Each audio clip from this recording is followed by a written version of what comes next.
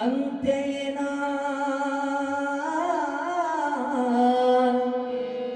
ಶಿಷ್ಯನಾದೆ ನೀನೆನಗೆ ಗುರುವಾಗಬೇಕೆಂದು ನೀನೆನಗೆ ಗುರುವಾಗಬೇಕೆಂದು ನೀನೆನಗೆ ಗುರುವಾಗಬೇಕೆಂದು ನೀನೆನಗೆ ಗುರುವಾಗಬೇಕೆಂದು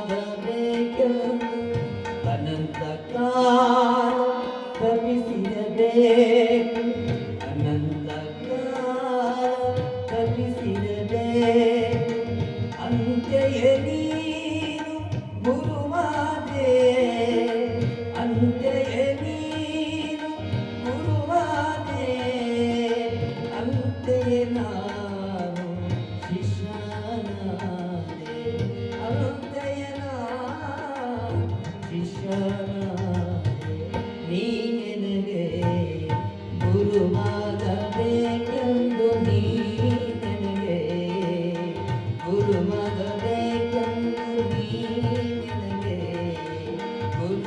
ಗುರುವಾಗಬೇಕೆಂದು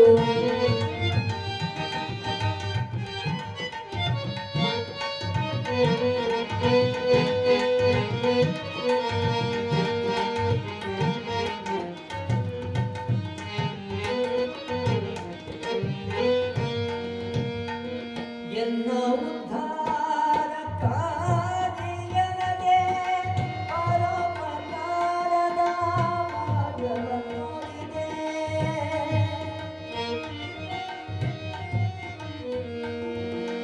ಎನ್ನ ಉದ್ಧಾರಕ್ಕಾಗಿ ಪರೋಪಕಾರದ ಮಾರ್ಗವ ನೋಡಿದೆ ಹೀಗೆಯ ಮುಂದೆ ಪರಂಪರೆ ಉಳಿಸಿ ಅನಂತರನ್ನು ಉದ್ಧರಿಸಿದೆ ಕಾಯಯ್ಯ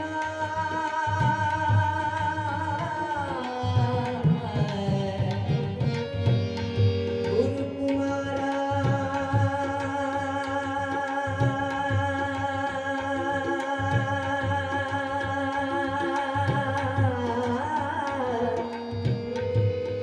ಕುಮಾರ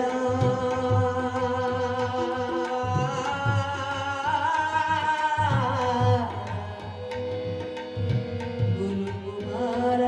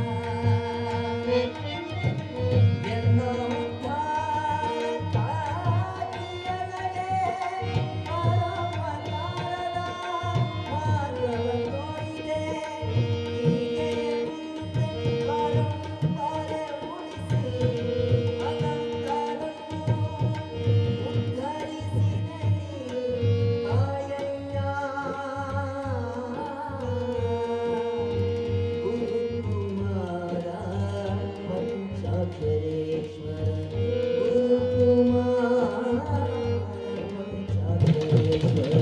ನೀನೆನಗೆ ಗುರುವಾಗಬೇಕೆಂದು ನೀನೆನಗೆ ಆ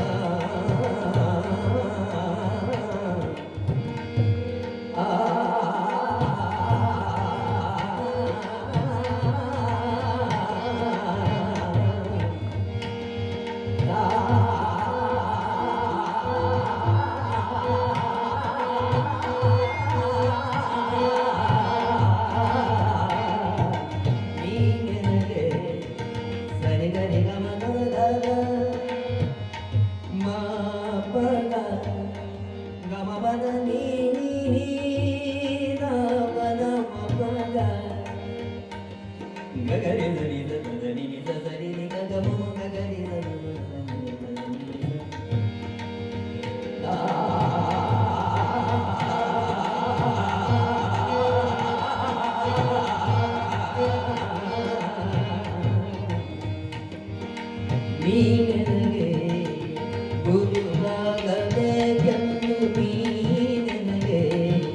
ಗುರುವಾಗಬೇಕು ಅನಂತ ಕಾಲ ತಪಿಸಿರಬೇಕು ಅಂತೆಯೇ ನೀ ಗುರುವಾದೆ ಅಂತೆಯೇ ನಾನು ಶಿಷ್ಯನಾದೆ ನೀನೆನಗೆ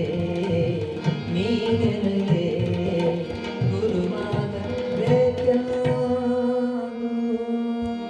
ಜಯ ಗುರು ಬಸವೇಶ ಹರ ಹರ ಮಹಾದೇವ. ಜೋರಾದ ಚಪ್ಪಾಳೆ ಕಲಾವಿದರಿಗೆ.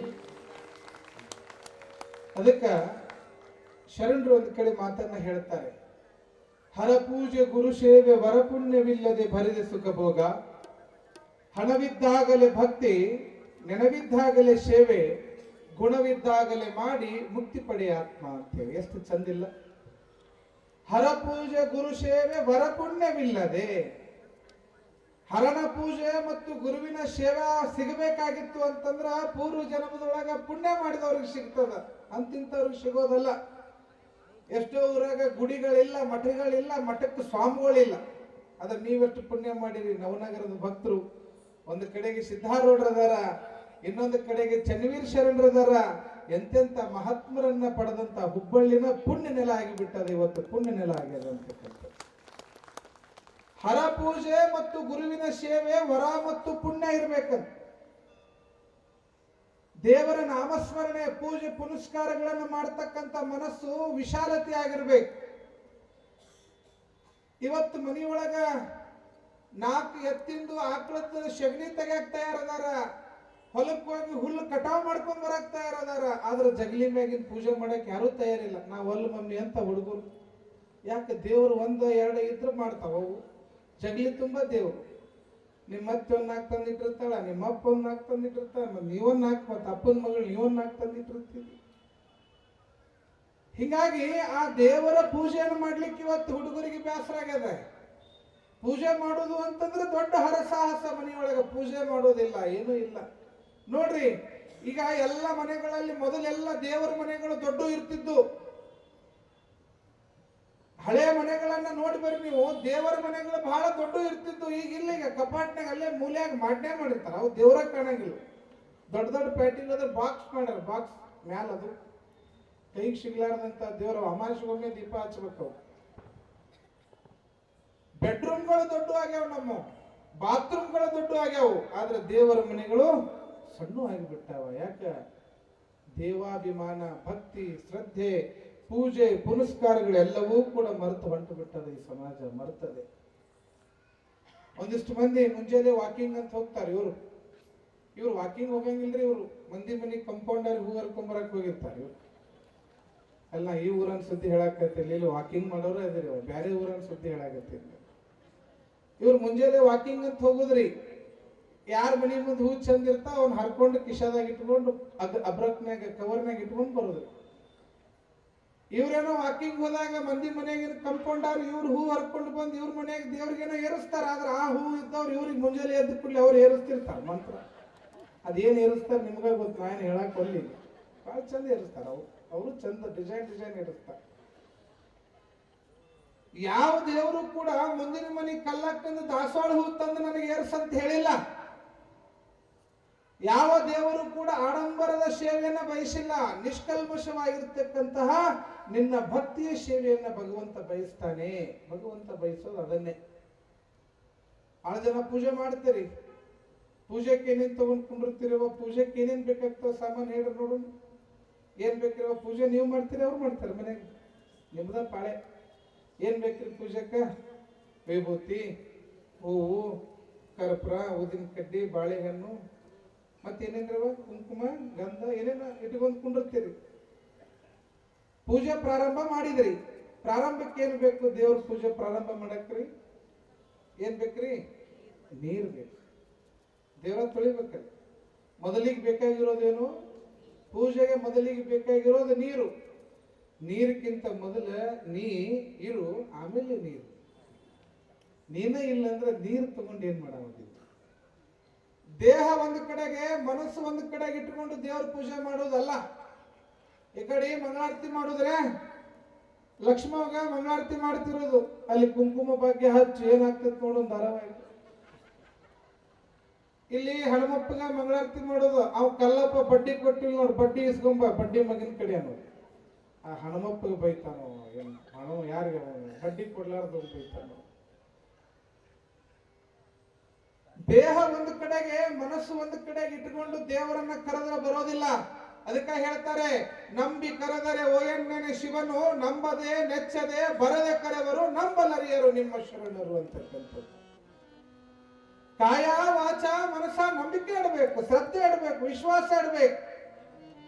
ಚನ್ನವೀರೇಶ ನಿನ್ನ ಪಾದ ಬಿಟ್ಟರೆ ನನಗೆ ಯಾರು ಇಲ್ಲಪ್ಪ ಅಂತೇಳಿ ನಮ್ಮನ್ನು ನಾವು ಅರ್ಪಣೆ ಮಾಡ್ಕೊಂಡಾಗ ಚನ್ನವೀರೇಶ ಕಾಪಾಡ್ತಾನ ವಿನಃ ಯಾರೋ ಹೇಳ್ತಾರೆ, ಯಾರೋ ನೋಡ್ತಾರ, ಯಾರೋ ಹೊಗಳ್ತಾರ ಅಂತ ಹೇಳಿ ಮಾಡುವಂತ ಭಕ್ತಿ ಭಕ್ತಿ ಆಗೋದಿಲ್ಲ.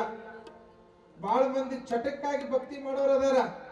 ಬಸವಣ್ಣ ಹೇಳ್ತಾನೆ, ನಾದಪ್ರಿಯ ಶಿವನೆಂಬರು ನಾದಪ್ರಿಯ ಶಿವನಲ್ಲವಯ್ಯ, ವೇದಪ್ರಿಯ ಶಿವನೆಂಬರು ವೇದಪ್ರಿಯ ಶಿವನಲ್ಲವಯ್ಯ. ನಾದವ ನುಡಿಸಿದ ರಾವಣನಿಗೆ ಅರೆಯಾಯುಷ್ಯವಾಯಿತು, ವೇದವನೋದಿದ ಬ್ರಹ್ಮನ ಶಿರ ಹೋಯಿತು. ನಾದಪ್ರಿಯನು ಅಲ್ಲ, ವೇದಪ್ರಿಯನು ಅಲ್ಲ, ಭಕ್ತಿಪ್ರಿಯ ನಮ್ಮ ಕೂಡಲ ಸಂಗಮ ದೇವ. ಗುರುವಿನ ಸೇವೆಯನ್ನ ನಿಷ್ಕಲ್ಮಶದಿಂದ ಯಾವುದೇ ಫಲಾಪೇಕ್ಷೆಗಳಿಲ್ಲದಂಗ್ ಮಾಡ್ಬೇಕಂತ. ಏನೋ ಕೊಡ್ತಾರ, ಏನೋ ಆಗ್ತೈತಿ ಅಂತ ಮಾಡೋದಲ್ಲ.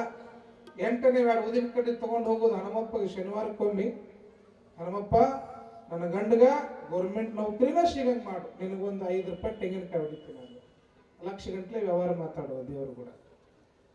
ಸೋಮವಾರಕ್ಕೊಂದು ದೇವರು ಸ್ಟೇಟಸ್ ಇಡೋದು, ಮಂಗಳವಾರಕ್ಕೊಂದು ದೇವ್ರು ಅದರೊಂದು ಸ್ಟೇಟಸ್ ಇಡೋದು, ಬುಧವಾರಕ್ಕೊಂದು ದೇವ್ರು, ಗುರುವಾರಕ್ಕೊಂದು ದೇವ್ರು, ಶನಿವಾರಕ್ಕೆ ಮುಗಿದ್ರಿ, ರವಿವಾರ ಸೂಟಿ, ಅವತ್ತೇನು ಇಡಂಗಿಲ್ಲ, ಅವಾಗ ಏನಾರ ಬೇರೆ ಇಟ್ಕೊಳ್ಳೋದು ಸ್ಟೇಟಸ್ನಾಗ.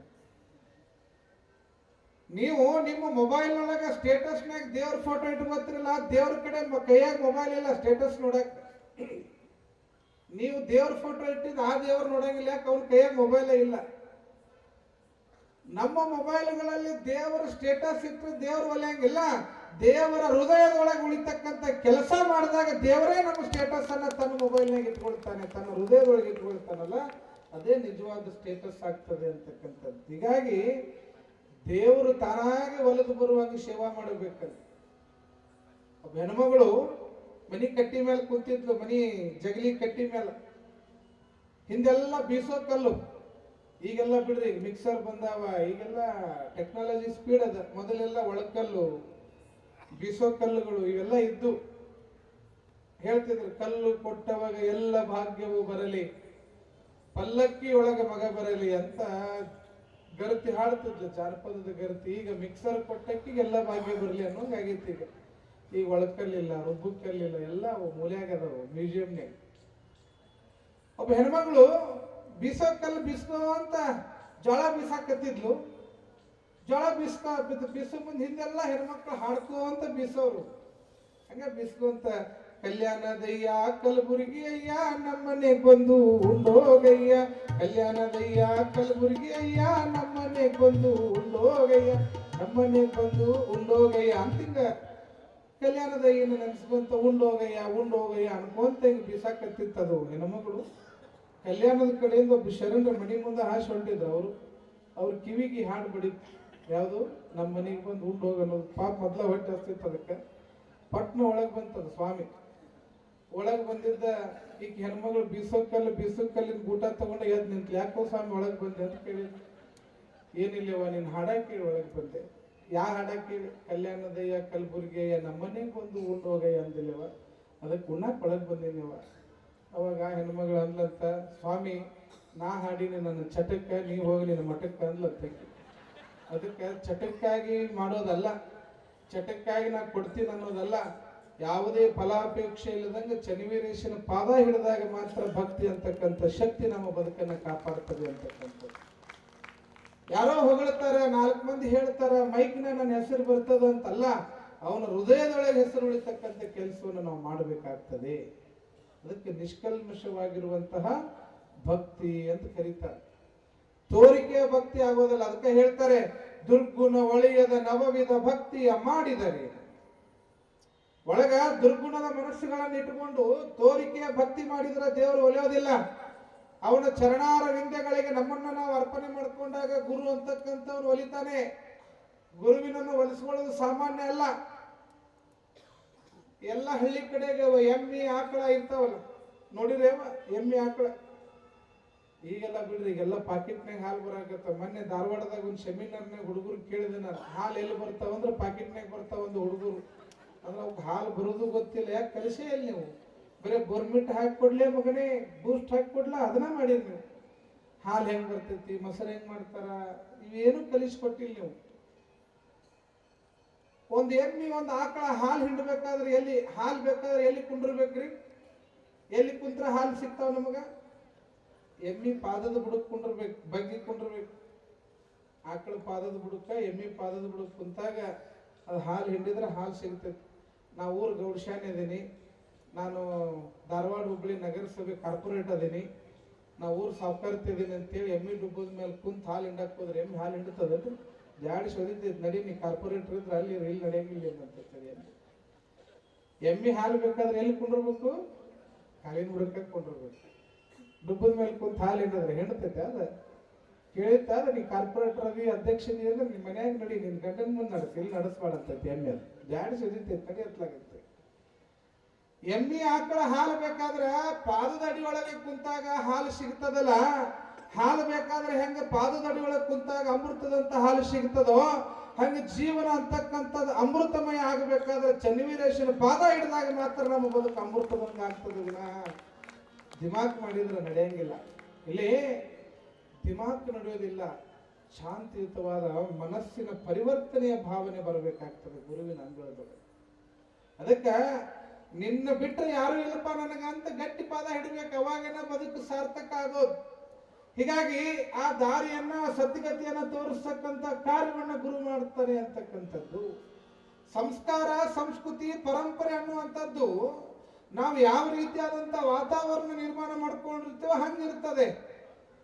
ಸಂಸಾರದೊಳಗಿದ್ದು ಸದ್ಗತಿಯನ್ನ ಕಾಣೋದು, ಲೌಕಿಕದೊಳಗಿದ್ದು ಪಾರಮಾರ್ಥವನ್ನ ಗಳಿಸೋದು.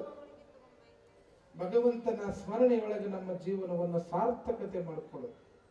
ಒಂದಿಷ್ಟು ಮಂದಿ ಉಪಾಧ್ಯಾಪಿಗಳು ಇರ್ತಾರೆ, ಅತಿ ಶಾನೆ ಅಂತ ಹೋಗ್ತಿರ್ತಾರೆ. ಇವ್ರ ಮಂದಿ ಒಬ್ಬವ ಅವ್ವ ಅಪ್ಪ ಇದ್ರು, ದುಡಿದು ಹಾಕ್ತಿದ್ರು. ಯಾವುದೋ ಒಂದು ಆಕ್ಸಿಡೆಂಟ್ನಾಗ ಅಪ್ಪ ಅವ್ವ ಇಬ್ರು ಸತ್ರು. ಮಗನ ಪಾಳೆ ಬಂತು ಹೊಲದಾಗ ಕೆಲಸ ಮಾಡೋದು. ಈ ಮಗ ಒಂದು ದಿನ ಹೊಲಕ್ಕೆ ಹೋಗಲಾರ್ದ, ಅವತ್ತು ಹೊಲಕ್ಕೆ ಹೋಗಿ ಒಂದಿಟ್ಟು ಕಳಿ ತೆಗೆದು ಬಂದು ಆ ಕುಡುಗೋಲು ಇರ್ತೈತಲ್ಲ ಚಕಡ್ಯಾಗ ಇಟ್ಟು ಒಳಗೆ ಬಂದಿದ್ದ ಮರ್ತ. ಮುಂಜಾನೆ ಹೇಳೋದು 10ಕ್ಕೆ, ಅವ ಸೂರ್ಯ ವಂಶಸ್ಥವ. ಹೊಲಕ್ಕೆ ಹೋಗೋದು 4-5ಕ್ಕೆ, ಆದ್ರೆ ಇವ 10 ಗಂಟೆ 11 ಗಂಟೆಗೆ ಹೋಗ ಹೊಲಕ್ಕೆ. ಅಲ್ಲೇನಾಗಿತ್ತು ಅಂದ್ರೆ ಆ ಚಕಡ್ಯಾಗಿಟ್ಟು ಕುಡುಗೋಲ ಬಿಸಿಲಿಗೆ ಸುಡಾಕತ್ತು ಬಿಟ್ಟಿತ್ತು. ಅದು ಬಿಸಿಲಿಗೆ ಕೆಬ್ಬಣ ಕಾದಿತ್ತು, ಹೋಗಿ ಮುಡ್ತಾನ ಸುಡಾಕತ್ತೈತಿ. ಇವ ಶಾಣೆ ಏನ್ ಅನ್ಬೇಕು, ನನ್ನ ಕುಡುಗೋಲಿಗೆ ಜ್ವರ ಬಂದ ಇವ ಏನ್ ಬಂದ ಜ್ವರ ಬಂದ ತಗೊಂಡು ಹೋದ್ರೆ ಎಲ್ಲಿ ದವಾಖಾನಿಗೆ. ಅಂತ ಪೇಷಂಟ್ಗೆ ಅಂತ ಡಾಕ್ಟರ್ ಸಿಕ್ಕಿರ್ತಾರೆ ಒಂದೊಂದು ಹಳ್ಳಿಯಾಗ. ಬಾರ್ಪ ನೀನು ಚಲೋ ಸಿಕ್ಕಂದ ಅವನು ಡಾಕ್ಟರ್. ಕುಡುಗೋಲು ತಗೊಂಡೋಗಿ MBBS ಡಾಕ್ಟರ್ಗೆ ಹೇಳಾಗತ್ತ, ಡಾಕ್ಟರ್ ನನ್ನ ಕುಡುಗೋಲಿಗೆ ಜ್ವರ ಬಂದವು, ಟ್ರೀಟ್ಮೆಂಟ್ ಮಾಡಿ. ಇವ್ಗೆ ಅಡ್ಡಾಡಿವ, ಇವ್ಗೆ ಏನಾರು ಹೇಳಿದ್ರೆ ಮತ್ತೆ ಏನಾರು ಮಾಡ್ತಾನೆ, ಅದಕ್ಕೆ ಇವನ್ ದಾರಿಗೆ ಹೋಗ್ಬೇಕು. ಅವಾಗ ಅವನು ಡಾಕ್ಟರ್ ಶಾನೆ ಇದ್ದ. ಅವಾಗೇನು ಬುದ್ಧಿ ಹೇಳಿದ್ರೆ ಕೇಳೋ ಸೌಜನ್ಯ ಇರಂಗಿಲ್ಲ. ಕೆಲವು ಮಂದಿ ಉಪಾಧ್ಯಾಪಿ ಇರ್ತಾವ್ರಿ, ತಾವ ಶಾನೆ ತಾವು ಮಾಡಿದ್ದ ಕರೆ ಅಂತ ಊರಾಗ ಹಿರಿಯತನ ಮಾಡ್ತಿರ್ತಾವ. ಅವ ಡಾಕ್ಟರ್ ಶಾನೆ ಇದ್ದ, ಅವ್ನು ಬೇಕಾದವನ ಅವನಿಗೂ ಗೊತ್ತಿತ್ತು ಇವ್ಗೆ ಹೆಂಗೆ ಉತ್ತರ ಕೊಡ್ಬೇಕಂತ. ಅವಾಗ ಅವ್ನು ಹೇಳಿದ, ಡಾಕ್ಟರ್ ಏನಿಲ್ಲ, ಇದ್ರ ಔಷಧಿ ನಿನ್ನ ಮನ್ಯಾಗ ಐತೋ ಸಾವುಕಾರ ಅಂದವ. ಹೌದಾ, ಏನಿಲ್ಲ, ನಿಮ್ಮ ಮನ್ಯಾಗ ಒಂದು ಹಂಡ್ಯಾದಾಗ ತಣ್ಣಗ ನೀರು ಇದ್ದು ಅಂದ್ರೆ ಅದ್ರಾಗ ಹೋಗಿ ಒಂದು 3 ತಾಸು ಹಿಡಿದಿನ ಜ್ವರನ ಹೋಗ್ಬಿಡ್ತಾವ ಅಂದ್ಬಿಟ್ಟ ಅವನು. ಇಟ್ಟ ತಡಿ ಅಂತೇಳಿ ಬಡ ಕುಡುಗೋಲು ತೊಗೊಂಡೋಗಿ ಒಂದು ತಾಮ್ರದ ಹಂಡ್ಯದಾಗ ತುಂಬಿತ್ತದು. ಆ ಹಂಡ್ಯದಾಗ ಹೋಗಿ ಒಗದ ಕುಡುಗೋಲ 2 ತಾಸು ಬಿಟ್ಟು ತೆಗೆದು ನೋಡ್ತಾನ, ತಣ್ಣಗಾಗಿತ್ತು ಕುಡುಗೋಲು. ಡಾಕ್ಟರ್ ಕರೆ ಹೇಳ ಮತ್ತೆ ನನಗೆ ಸುಮ್ಮನೆ ಹೋಗಿ ನಾ ದವಾಖಾನಿಗೆ ಅಂದವ. ಈ ಸುದ್ದಿ ಮುಗಿಲ್ರಿ. ಆ ಮನ್ಯಾಗ ಒಂದು ಮುದುಕಿತ್ತು, ಆ ಮುದುಕಿಗೆ ಜ್ವರ ಬಂದವ ಮತ್ತೆ 6 ತಿಂಗಳದಾಗ. ಗೊತ್ತಾಗ್ತ ನಿಮಗೆ? ಶಾಲೆ ಅದಿರಿ ನೀವು ಇವೊಂದಿಷ್ಟು ಉಪಾಧ್ಯಾಯ ಅಡ್ನಾಡಿಗಳು. ಆ ಮುದಿಗೆ ಅಂತೈತಿ, ಅಪ್ಪ ಜ್ವರ ಬಂದವ ನನಗೆ ದವಾಖಾನಿಗೆ ಕರ್ಕೊಂಡು ಹೋಗ ಅಂತೈತಿ. ಯಾವ ದವಾಖಾನಿ? ನಾನಾ ಸುಮ್ಮನೆ ಇಲ್ಲೇ ಇದೆ, ಮನ್ಯಾಗ ಟ್ರೀಟ್ಮೆಂಟ್ ಐತ ಅಂದವ. ನಿಮಗೆ ಹೇಳ್ತೀನಿ, ಮುದುಕಿ ಯಪ್ಪ ನಿನಗೆ ಯಾವ ಟ್ರೀಟ್ಮೆಂಟ್ ಗೊತ್ತೈತೋ, ನೀ ಏನು ಕಲ್ತಾವಲ್ಲ? ಗೊತ್ತೈತೆ ಸುಮ್ಮನೆ ನನಗೆ ಹೇಳೇನು ಡಾಕ್ಟರ್, ನಾನಾ ಶಾಲೆ ಇದೆ ನಾಲ್ಕಿಂತ ಬಡ ಏನು ಮಾಡ್ಬೇಕು ಗೊತ್ತಾನೆ. 2 ಹಗ್ಗ ತಗೊಂಡು ಕೈಕಾಲು ಕಟ್ಟಿ ಹಂಡ್ಯದ ಹೋಗದ ಬಿಟ್ಟ ಮುದುಕಿನ. 2 ತಾಸು ಬಿಟ್ಟು ಮ್ಯಾಲೆ ಎತ್ತಾನ, ಮುದುಕಿ ತಣ್ಣಗಾಗಿಬಿಟ್ಟಿತ್ತು. ಅಂದ ಜ್ವರ ಹೋಗ್ಯ ನೋಡಿ ಮುದುಕಿ ಅಂದ, ಅದು ಹೋಗೇ ಬಿಟ್ಟಿತ್ತು ಅದು ಮುದುಕಿನ. ಅಂದ್ರೆ ಇಂಥ ಒಂದಿಷ್ಟು ಇರ್ತಾವ್ರಿ ಉಪಾಧ್ಯಾಪಿಗಳು, ಭಾಳ ಶಾನೆ ಅಂತೇಳಿ ಒಂದಿಟ್ಟು ಮೆರಿತಿರ್ತಾವ ಊರಾಗ. ಇಂಥವಕ್ಕೇನು ಉಪದೇಶ ಮಾಡಿದ್ರು ಗೋರಗಲ್ಲ ಮೇಲೆ ನೀರು ಸುರದಂತೆ ಸರ್ವಜ್ಞ ಅಂತೇಳಿ. ಒಳ್ಳೆಯ ಗುರುವಿಗೆ ಒಳ್ಳೆಯ ಶಿಷ್ಯ ಸಿಕ್ಕಾಗಿ ಸಮಾಜ ಬದಲಾವಣೆ ಆಗ್ತದ. ಅದಕ್ಕೆ ಗುರುವಿಗೆ ತಕ್ಕ ಶಿಷ್ಯ ಸಿಗಬೇಕಾದ್ರೆ, ಶಿಷ್ಯನಿಗೆ ತಕ್ಕ ಗುರು ಸಿಗಬೇಕಾದ್ರೆ ಪೂರ್ವ ಜನ್ಮದ ಪುಣ್ಯ ಇರ್ಬೇಕು. ಅದಕ್ಕೆ ಗುರು ಅಂದ ತಕ್ಷಣ ರಾಮಕೃಷ್ಣ ಪರಮಹಂಸರ ನೆನಪಾದ್ರೆ ಶಿಷ್ಯರಾಗಿ ಸ್ವಾಮಿ ವಿವೇಕಾನಂದರನ್ನು ನಾವು ಸ್ಮರಣೆ ಮಾಡ್ತೇವೆ. ಗುರುವಾಗಿ ಗೋವಿಂದ ಭಟ್ರು ಅಂತ ಅಂದ ತಕ್ಷಣ ಅವರ ಶಿಷ್ಯ ಶ್ರೇಷ್ಠರಾಗಿ ಶಿಶುನಾಳ ಶರೀಫರನ್ನ ಸ್ಮರಣೆ ಮಾಡ್ತೇವೆ. ಗುರು ಅಂದ ತಕ್ಷಣ ಸಿದ್ಧಾರೂಢರು ಅಂದ್ರೆ ಶಿಷ್ಯರಾಗಿ ಗುರುನಾಥ ರೋಡ್ರೆ ಅಂತಕ್ಕಂಥ ಮಾತನ್ನ ಹೇಳ್ತೇವೆ. ಗುರು ಅಂತಂದ್ರೆ ಗವಿಸಿದ್ದೇಶ ಅಂದ್ರ ಶಿಷ್ಯರಾಗಿ ಚಿಕ್ಕೇನಕೊಪ್ಪದ ಶನಿವೀರ ಶರಣರೇ ಅಂತಕ್ಕಂಥ ಮಾತನ್ನ ಏನು ಅಭಿಮಾನದಿಂದ ಹೇಳ್ತೀವಲ್ಲ, ಹಂಗ ಗುರುವಿಗೆ ತಕ್ಕ ಶಿಷ್ಯನೂ ಸಿಗಬೇಕು, ಶಿಷ್ಯನಿಗೆ ತಕ್ಕ ಗುರು ಸಿಗಬೇಕಾಗಿತ್ತು ಅಂದ್ರೆ ಅದು ಪೂರ್ವ ಜನ್ಮದ ಪುಣ್ಯನೇ ಇರಬೇಕು, ಸುಮ್ಮನೆ ಸಿಗಂಗಿಲ್ಲ. ಎಷ್ಟೋ ಕಡೆ ಒಳ್ಳೆಯ ಗುರುಗಳು ಇರ್ತಾರೆ, ಆದ್ರೆ ಒಳ್ಳೆಯ ಶಿಷ್ಯರು ಇರೋದಿಲ್ಲ. ಎಷ್ಟೋ ಕಡೆಗೆ ಕಲಿಬೇಕು, ಸೇವಾ ಮಾಡ್ಬೇಕಂತ ಶಿಷ್ಯರು ಇರ್ತಾರೆ, ಆದ್ರ ಒಳ್ಳೆಯ ಗುರು ಸಿಕ್ಕಿರೋದಿಲ್ಲ. ಆದ್ರ ನೀವೆಲ್ಲ ಪುಣ್ಯ ಮಾಡ್ರಿ ಹುಬ್ಬಳ್ಳಿಯ ಜನ, ಎಂತ ಗುರುವಿನನ್ನ ಪಡ್ಕೊಂಡಿರಿ ಅಂತಂತಂದ್ರ ಆಡಂಬರದ ಬದುಕನ್ನ ನಡೆಸುವಂತ ಗುರುವಿನನ್ನ ಪಡೆದಿಲ್ಲ, ಭಕ್ತರನ್ನೇ ಮೆರೆಸ್ತಕ್ಕಂಥ ಗುರುವಿನನ್ನ ಪಡೆದವರು ಹುಬ್ಬಳ್ಳಿಯ ಜನ ಇದ್ದೀರಿ. ಚಿಕ್ಕೇನಕೊಪ್ಪ ಶರಣರು ಅಂತಕ್ಕಂಥ ಮಹಾತ್ಮರನ್ನ ಗುರುವನ್ನಾಗಿ ಪಡೆದಂಥವರು ನೀವೇ ಪುಣ್ಯವಂತರು, ಭಾಗ್ಯವಂತರು ಅಂತಕ್ಕಂಥದ್ದು. ಹೀಗಾಗಿ ನಮ್ಮ ಮನೆಯ ವಾತಾವರಣ ಇವತ್ತೇನು ಬೆಳೆಯುವ ಸಿರಿ ಮೊಳಕೆಯಲ್ಲಿ ಕಾಣು ಅನ್ನೋ ಹಂಗ ನಮ್ಮ ಮನೆಯಾಗಿರ್ತಕ್ಕಂಥ ಮಕ್ಕಳುಗಳಿಗೆ ನಾವು ಕೊಡುವಂತ ಸಂಸ್ಕಾರದಿಂದ ಮನೆಯ ಪದ್ಧತಿ ಆಚಾರ ವಿಚಾರಗಳು ನಡೀತಾವಂತಕ್ಕಂಥದ್ದು. ಹೀಗಾಗಿ ಬಹಳ ಜನ ನೋಡ್ರಿ ನೀವು, ಹಿಂದೆಲ್ಲ ಹಿರಿಯರು ಮಕ್ಕಳನ್ನ ಮಠಮಾನ್ಯಗಳಿಗೆ ಗುಡಿಗುಂಡಾರಗಳಿಗೆ ಕರ್ಕೊಂಡ್ ಬರ್ತಿದ್ರು. ಅವೇನಾರು ನಮಸ್ಕಾರ ಮಾಡಕ್ ಒಲ್ಲ ಅಂದು ಅಂತಂದ್ರೆ ಕುತ್ತಿಗೆ ಕೈ ಹಾಕಿ ತಲೆ ಬಗ್ಗಿಸಿ ಹಣಿ ಮುಟ್ಟಿಸಿ ನಮಸ್ಕಾರ ಮಾಡೋ ತಮ್ಮ ಅಂತ ಹೇಳ್ತಿದ್ರು. ಯಾಕೆ ಮಕ್ಕಳಿಗೆ ಹಣೆ ಹಚ್ಚಿಸೇ ನಮಸ್ಕಾರ ಮಾಡಿಸ್ತಿದ್ರು ಅಂತಂದ್ರ, ತಮ್ಮ ಸಣ್ಣ ವಯಸ್ಸಿನ ನೀ ಬಾಗೋದು ಕಲ್ತಿ ಅಂದ್ರ, ಸಣ್ಣ ವಯಸ್ಸಿನ ನೀ ಬಾಗೋದು ಕಲ್ತಿ ಅಂದ್ರ ಮುಂದೊಂದು ದಿನ ಜಗತ್ತು ನಿನಗೆ ಬಾಗೋದು ಕಲಿತಿತ್ತು, ಅದಕ್ಕೆ ಬಾಗೋದನ್ನ ಕಲಿ ಅನ್ನುವಂಥ ಸಂಸ್ಕಾರವನ್ನ ಹಿರಿಯರು ಮಕ್ಕಳಿಗೆ ಸಣ್ಣ ವಯಸ್ಸಿನಿಂದ ಹಾಕ್ತಿತ್ತು. ಅಷ್ಟೇ ಅಲ್ಲದೆ ಮಕ್ಕಳ ಕೈಯಾಗ 5 ರೂಪಾಯಿನೋ 10 ರೂಪಾಯಿನೋ ರೊಕ್ಕ ಕೊಟ್ಟು ನಮಸ್ಕಾರ ಮಾಡು ಅಂತ ಹೇಳ್ತಿದ್ರು. ಯಾಕೆ ಇವ್ರಿಗೆ ಕೊಡಕ್ ಬರ್ತಿದ್ದಿಲ್ಲ?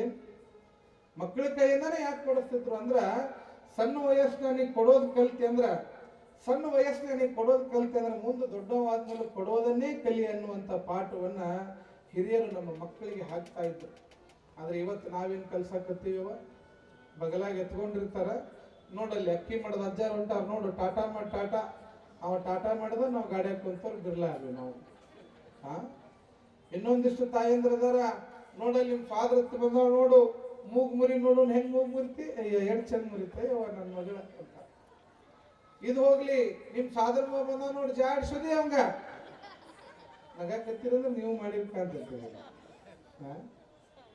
ಈಗ ಮೂಗ್ ಮುರಿ ಜಾಡ್ಸೋದಿ ಅಂದ್ರೆ ನಾಳೆ ಹೆಂಡತಿ ಮಾತು ಕೇಳಿ ಮೊದಲು ಓದಿದ್ ನಿಮ್ಮನ ಮಾಡಿದ್ದುನು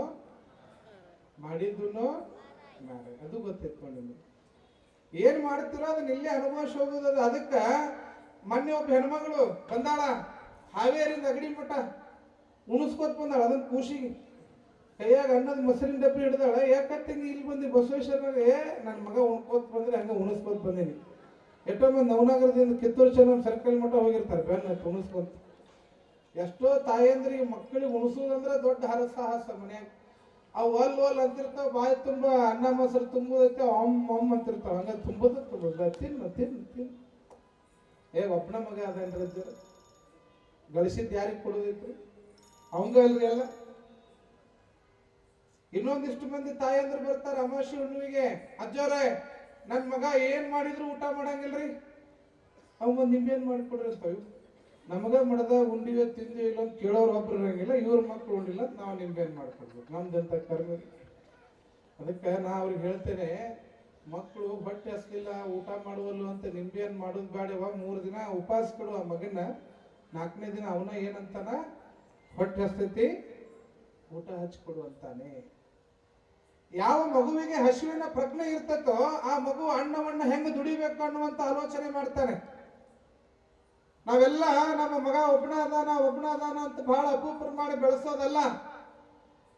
ಮಕ್ಕಳಿಗೆ ಆಸ್ತಿ ಮಾಡೋದು ದೊಡ್ಡತನ ಅಲ್ಲ, ಮಕ್ಕಳನ್ನೇ ಸಮಾಜಕ್ಕೆ ಆಸ್ತಿಯನ್ನಾಗಿ ಮಾಡ್ತಕ್ಕಂಥ ಮಹತ್ತರ ಜವಾಬ್ದಾರಿ ಇವತ್ತಿನ ತಂದೆ ತಾಯಿಗಳ ಮೇಲಿದೆ. ಮಕ್ಕಳನ್ನೇ ಆಸ್ತಿಯನ್ನಾಗಿ ಮಾಡಬೇಕು. ಎಲ್ಲಿ ಹೊಂಟದ ನಮ್ಮ ಸಮಾಜ ಹೇಳಿ ನೋಡೋಣ. ಇವತ್ತೆಲ್ಲ ಯುವಕರು ಮೊನ್ನೆ 12 ವಯಸ್ಸಿನ ಒಂದು ಬಾಲಕಿ ಇಂಜೆಕ್ಷನ್ ಮಾಡ್ಕೊಳಕತ್ತಾಳ, ಮಧುಮೇಹ, ಏನ್ ಶುಗರ್, ಸಣ್ಣ ಸಣ್ಣ ಮಕ್ಕಳಿಗೆ BP, ಶುಗರ್, ಹಾರ್ಟ್ ಅಟ್ಯಾಕ್ ಆಗಕತ್ತದ ಇವತ್ತಿನ ವಾತಾವರಣದಲ್ಲಿ. ಹಿಂಗ ಒಂದು ಪುರಾಣದಾಗ ಒಬ್ಬ ಎದ್ದು ಬಂದ, ಒಂದು 6 ತಿಂಗಳಿಂದ ಪುರಾಣದಾಗ ಎದ್ದು ಬಂದ. ಅವನು ಪ್ಯಾಂಟ್ ನೋಡ್ತೀನಿ ಬರೋಬ್ಬರಿ 36 ತೂತದ ಅವನ ಪ್ಯಾಂಟ್ನಾಗ. ಯಾಕೋ ಯಾವ್ದಾರು ಇಲ್ಲಿ ಹೆಗ್ನ ಕಡ್ದಿದ್ದು ಹಾಕೊಂಡು ಬಂದಿ ಅಂದ್ರೆ ಅವಂತಾನೆ, ಅಜ್ಜರ ಫ್ಯಾಷನ್ ರೀ ಇದು, ಹರ್ದಿದ್ದು ಪ್ಯಾಂಟ್ ಹಾಕೊಂಡ್ರೆ ಫ್ಯಾಷನ್ ಅಂತ. ಆ ಪ್ಯಾಂಟಿಗೆ 16,000 ರೂಪಾಯಿ ಅಂತ ಹರ್ದಿದ್ದು ಪ್ಯಾಂಟ್ ಹಾಕೊಳ್ಳೋದು. ಚಲೋ ಪ್ಯಾಂಟ್ ನನಗೆ ಕೊಟ್ಟಿದ್ದಂದ್ರೆ ನಮ್ಮ ಮಡ್ದಾಗ ಹಿತ್ತಲ್ದಾಗ ಹೆಗ್ನ ಇಲ್ಲಿ ಇದ್ದು ಮರೆ ಒಂದು ತಿಂಗಳು ಒಗ್ದಿದ್ದಂದ್ರೆ ಅವ ಹಿಂಗೆ ಡಿಸೈನ್ ಕಟ್ ಮಾಡ್ತಿದ್ವಲ್ಲ ಮರೆ, ಅದಕ್ಕೆ 16,000 ಕೊಟ್ಟು ಪ್ಯಾಂಟಿಗೆ ಹೆಂಗ ನಾನು ಅಂದ್ರೆ ಎಷ್ಟು ಪ್ಯಾಂಟಿಗೆ ತೂತು ಬಿದ್ದಿರ್ತಾವ ಅಷ್ಟು ರೊಕ್ಕ ಜಾಸ್ತಿ ಅಂತ್ರಿ ಪ್ಯಾಂಟಿಗೆ. ಇವತ್ತೆಲ್ಲ ಹರಿದಿದ್ದು ಪ್ಯಾಂಟ್ ಹಾಕೊಳ್ಳೋದು ಫ್ಯಾಷನ್ ಆಗ್ಯದ. ನೋಡಿರಿಲ್ಲ ಏನು, ಮೊದಲೆಲ್ಲ ಹರಿದಿದ್ದು ಹಾಕೊಂಡ್ರೆ ಬಡತನ ಅಂತೇಳಿ ತಿಳ್ಕೊತಿದ್ವಿ. ಹಂಗಲ್ಲ, ಯಾವ ಹೆಚ್ಚು ತೂತು ಬಿದ್ದ ಅವ ದೊಡ್ಡ ಶ್ರೀಮಂತರಿ ಇವತ್ತು ಕಾಲದಾಗ. ಪರಿಸ್ಥಿತಿ ಹಂಗಾಗ್ಯದ. ಮೊನ್ನೆ ಒಬ್ಬ ಬಂದ, ನಿಂಗೆ ಒಪ್ಪಾರಿ ಕೂದಲ ಬಿಟ್ಟ ನಾವ, ಯಾಕೆ ಕಟಿಂಗ್ ಅಂತ ಕೇಳಿದ್ ನಮ್ಗೆ ಹೆಬ್ಬುಲಿ ಕಟಿಂಗ್ ಅಂತ. ನಾವ ನೋಡಿದ್ರೆ ಸೊಂಡಿ ಇಲ್ಲಿ ಇದ್ದಂಗ ಅದ ನಮಗ ಹೆಬ್ಬುಲಿ ಕಟಿಂಗ್ ಬಿಟ್ಟ. ಇಂಥ ದಿಮಾಕ್ ಮಾಡಾಕ ಯುವಕರು ಹಾಳಾಗ್ತಾ ಇದ್ದಾರೆ ವಿನಃ ವಚನ ಸಾಹಿತ್ಯ ಗೊತ್ತಿಲ್ಲ, ದುಡಿಬೇಕು ಗೊತ್ತಿಲ್ಲ, ಸೇವಾ ಮಾಡ್ಬೇಕು ಗೊತ್ತಿಲ್ಲ, ಶ್ರಮ ಪಡ್ಬೇಕು ಅನ್ನೋದು ಗೊತ್ತಿಲ್ಲ. ಬರೇ ದುಡಿಲಾರ್ದ ಯಾವ್ದಾರ ಕೆಲಸ ರೊಕ್ಕ ಬರುವುದವನ್ ಹೇಳ್ರಿ. ಒಟ್ಟ ದುಡಿಬಾರ್ದ್ರಿ, ಮನ್ಯಾಗ ಇರ್ಬೇಕ್ರಿ, ಅಕೌಂಟಿಗೆ ರೊಕ್ಕ ಬಂದಿರ್ಬೇಕು ಅಂತ ಯಾವ್ದು ಏನಿಲ್ಲ ತಮ್ಮ, ಯಾರ್ದಾರ ತಲೆನ ಹೊಡಿ ಅನ್ಬೇಕು. ಹಂಗಲ್ಲ, ಯಾರಿಗೂ ಕಷ್ಟ ಬೇಡ, ದುಡಿಮೆ ಬೇಡ, ಕಾಯಕ ಸಿದ್ಧಾಂತ ಬೇಡ. ಕಲ್ಯಾಣದೊಳಗ ಬಸವಣ್ಣ ಬೇಡುವವರಿಲ್ಲದೆ ಬಡವನಾದೆನಯ್ಯ ಅಂತ ಹೇಳ್ತಾನೆ.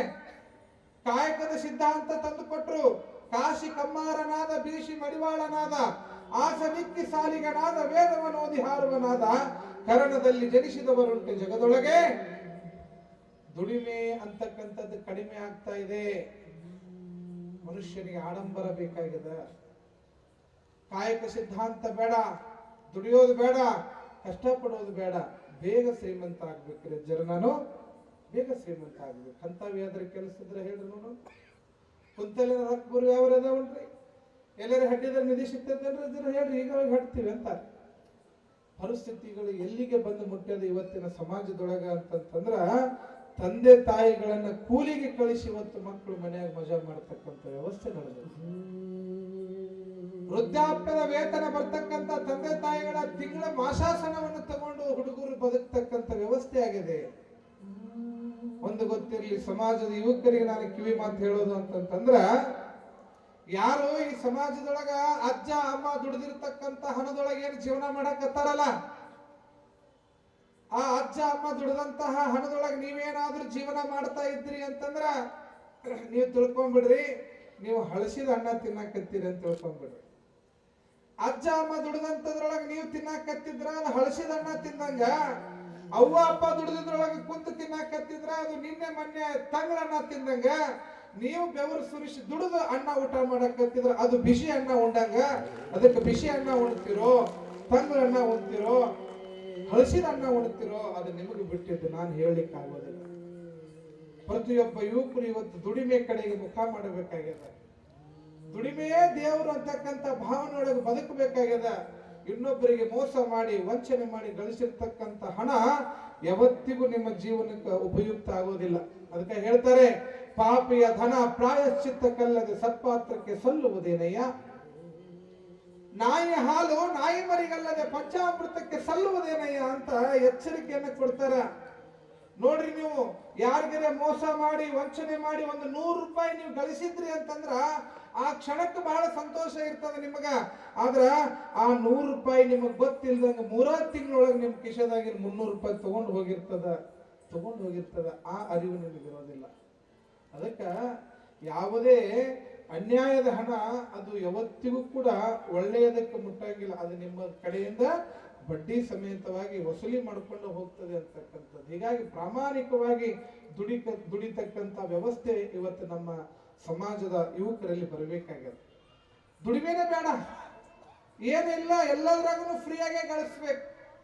ನಮಗೆ ಖಾಲಿ ಕುಂತಾಗ ಬರ್ಬೇಕು, ಏನೂ ಇಲ್ದಂಗ ಇರ್ಬೇಕು. ನೋಡ್ಬೇಕು, ಒಬ್ಬೊಬ್ರು ತಂದೆ ತಾಯಿಗಳು ದುಡಿದು ಪೆನ್ಷನ್ ಬಂದಿರ್ತದಲ್ಲ, ಆ ರೊಕ್ಕ ತಗೊಂಡು ಈ ಮಕ್ಕಳು ಕಾರ್ ತಗೊಂಡಿರ್ತಾರೆ. ಕಾರ್ ತಗೊಂಡ ಕಾರಿನ ಮೇಲೆ ಬರೆಸ್ತಾರೆ, ಏನಂತ ತಂದೆ ತಾಯಿ ಆಶೀರ್ವಾದ ಅಂತ ಬರ್ಸಿರ್ತಾರ. ಯಾಕ ರೊಕ್ಕ ತಗೊಂಡಿರ್ತಾನಲ್ಲ ಅವ್ರದ್ದು ಅದಕ್ಕೆ ಬರ್ಸಿರ್ತಾನ. ತಮ್ಮ ನಿನಗ ನಿಮ್ಮ ತಂದೆ ತಾಯಿ ಆಶೀರ್ವಾದ ಸಿಗಬೇಕಾಗಿತ್ತು ಅಂದ್ರೆ ಅವ್ರ ಪೆನ್ಷನ್ ರೊಕ್ಕದಾಗ ಕಾರ್ ತಂದು ಕಾರ್ ಮೇಲೆ ಬರ್ಸಿದ್ರೆ ನಿನಗೆ ತಂದೆ ತಾಯಿ ಆಶೀರ್ವಾದ ಸಿಗೋದಿಲ್ಲ. ನೀನು ಕಷ್ಟಪಟ್ಟು ದುಡಿದು ಒಂದು ಮೋಟರ್ ಸೈಕಲ್ ತಗೊಂಡು ಬಂದು ಅದ್ರ ಮೇಲೆ ನಿಮ್ಮ ಅವ್ವ ಅಪ್ಪನ ಕರ್ಕೊಂಡು ಅಡ್ಡಾಡು, ಅವಾಗ ನಿನಗೆ ತಂದೆ ತಾಯಿ ಆಶೀರ್ವಾದ ಸಿಗ್ತದೆ ವಿನಃ ಅವರು ದುಡಿದಂತ ದುಡ್ಡಿನೊಳಗೆ ಹೋಗಿ ನಾನು ಆಡಂಬರದ ಜೀವನ ನಡೆಸ್ತೀನಿ ಅಂತಂದ್ರೆ ಅದು ಸಾಧ್ಯವಿಲ್ಲದ ಮಾತು. ಹೀಗಾಗಿ ನಮ್ಮ ಮಕ್ಕಳಿಗೆ ನಾವು ಆ ರೀತಿಯಾದಂಥ ಸಂಸ್ಕಾರವನ್ನು ಕಲಿಸುವಂತ ವ್ಯವಸ್ಥೆ ಆಗಬೇಕು. ಕರೆ ಹೇಳಿ ನೋಡೋಣ, ಯಾರ ಮಕ್ಕಳ ಕೈಯಾಗ ಸೂಜಿ ದಾರ ಕೊಟ್ಟು ನಿನ್ನ ಅಂಗಿ ಹೊಲ್ಕೊರ್ಪ, ನಿನ್ನ ಪ್ಯಾಂಟ್ ಹೊಲ್ಕೊರ್ಪ ಅಂತ ಯಾರು ಹೇಳಿರಿ? ಹೇಳಿಲ್ಲ. ಯಾಕೆ? ತಿಂಗಳಿಗೆ 4 ಹಬ್ಬ ಬರ್ತಾವ, ತರುದು ಹೊಸ ಅರ್ಬಿ, ಹಳಿವು ನೀವ ಮಸಿ ಅರ್ಬಿ ಮಾಡಿಬಿಡ್ತೀವಿ. ಯಾವ ಮಗುವಿನ ಕೈಯಾಗ ನಿನ್ನ ಹರಿದ ಅಂಗಿಯನ್ನು ಹೊಲಕ್ಕೋ ಅಂತ ಸೂಜಿ ದಾರ ಕೊಟ್ಟು ಅವನ ಕೈಯಾಗ ಹೊಲಿಸ್ತಿರೋ, ಯಾವ ಮಗುವಿಗೆ ಹರಿದ ಬಟ್ಟೆಯನ್ನು ಹೊಲಿಯೋದು ಗೊತ್ತಿರ್ತದೋ ಅದೇ ಮಗು ಮುಂದೊಂದು ದಿನ ಹರಿದ ಸಮಾಜವನ್ನು ಹೊಲಿತಕ್ಕಂತಹ ಜವಾಬ್ದಾರಿ ಅವನೊಳಗೆ ಬರ್ತದೆ. ಹೀಗಾಗಿ ಹರಿದ ಬಟ್ಟೆ ಹೊಲಿಯೋದನ್ನ ಮಕ್ಕಳಿಗೆ ಕಲಿಸ್ಬೇಕು. ಈಗ ಯಾರಿಗೂ ಹೊಲಿಯೋದು ಗೊತ್ತಿಲ್ಲ, ಮತ್ ಹಂಗ ಹೇಳಿ ಒಂದ್ ನಾಳೆ ಚಲೋ ಅರಿವಿ ಹರಿದು ಕೊಟ್ಟಿರಿ, ಮತ್ ಮಕ್ಕಳ ಕೈ ಅಜ್ಜರ ಹೇಳ್ಯಾರ ತಡಿ ಅಂತೀವಿ. ನಾ ಯಾಕೆ ಈ ಮಾತು ಹೇಳ್ತೀನಿ ಅಂದ್ರ ಮಕ್ಕಳಿಗೆ ಕಷ್ಟದ ಅರಿವನ್ನು ನಾವು ಅರ್ಥ ಮಾಡಿಸ್ಬೇಕು. ಜೀವನದೊಳಗ ಆ ಕಷ್ಟದ ಪರಿಕಲ್ಪನೆ ಗೊತ್ತಿರ್ಬೇಕು. ಒಂದೊಂದು ರೂಪಾಯಿದು ಕಷ್ಟ ಗೊತ್ತಿರ್ಬೇಕು. ನಿಮ್ಮ ಶ್ರೀಮಂತಿಕೆ ಐತಿ ಇರ್ಲಿ, ನಾ ಬೇಡ ಅನ್ನಂಗಿಲ್ಲ. ನಿಮ್ಮ ಮಗ 500 ರೂಪಾಯಿ ಕೇಳ್ಯಾನಂದ್ರೆ ಕೊಡ್ರಿ, 500 ರೂಪಾಯಿ ಅಲ್ಲ 1000 ರೂಪಾಯಿ ಕೊಡ್ರಿ. ಆದ್ರೆ ರಾತ್ರಿ ಬಂದ್ಮೇಲೆ ತಮ್ಮ ಮುಂಜಾನೆ 1000 ರೂಪಾಯಿ ಕೊಟ್ಟಿದ್ನಲ್ಲೋ ಏನ್ ಮಾಡಿದಿ ಅಂತ ಲೆಕ್ಕ ಕೇಳ್ರಿ. ಅವಾಗ ಭಯ ಹೊಡಿತದ ಮಕ್ಕಳೊಳಗೆ. ಕೇಳದಂಗ ಕೊಡೋದು, ಕೇಳದಂಗ ನನ್ನ ಮಗ ಒಬ್ಬನ ಅದಾನಂತ ದುಂದು ವೆಚ್ಚ ಮಾಡೋದು. ಮುಂದೊಂದು ದಿನ ಕುಂತು ಉಂಡ್ರ ಕೊಡಕಿ ಹೊಣ್ಣು ಸಾಲೋದಿಲ್ಲ. ಅದಕ್ಕೆ ಪ್ರತಿಯೊಬ್ಬ ವ್ಯಕ್ತಿಯ ಜೀವನದೊಳಗ ಕಷ್ಟದ ಅರಿವು. ಯಾರೇ ಮಹಾತ್ಮರ ಸಂತರ ಶರಣರ ಜೀವನ ಚರಿತ್ರೆಯನ್ನು ನೋಡ್ರಿ ನೀವು. ಹೇಳ್ತಾರೆ, ಸಂವಿಧಾನ ಶಿಲ್ಪಿ ಆಗಿರ್ತಕ್ಕಂಥ ಡಾಕ್ಟರ್ BR ಅಂಬೇಡ್ಕರ್ ಒಂದು ಕಡೆ ಹೇಳ್ತಾರೆ, ಯಾರು ಇತಿಹಾಸವನ್ನು ತಿಳಿದುಕೊಂಡಿರ್ತಾರೋ ಅವರು ಮಾತ್ರ ಇತಿಹಾಸವನ್ನು ಸೃಷ್ಟಿ ಮಾಡಲಿಕ್ಕೆ ಸಾಧ್ಯ ಅನ್ನುವಂಥದ್ದು. ಹೀಗಾಗಿ ಮಕ್ಕಳಿಗೆ ಇತಿಹಾಸದ ಪ್ರಜ್ಞೆಯನ್ನು ನಾವು ಮೂಡಿಸ್ಬೇಕಾಗ್ತದೆ, ಕಷ್ಟದ ದಿನಗಳನ್ನ ಕಲಿಸ್ಬೇಕಾಗ್ತದೆ. ಯಾವ ವ್ಯಕ್ತಿ ಕಷ್ಟದ ಉಳಿಪೆಟ್ಟನ್ನ ತಿಂದಿರ್ತಾನೋ ಅದೇ ವ್ಯಕ್ತಿ ಮುಂದೊಂದು ದಿನ ಜೀವನದೊಳಗೆ ಮೂರ್ತಿಯಾಗಿ ಬೆಳಿತಾನೆ ಅಂತಕ್ಕಂಥದ್ದು.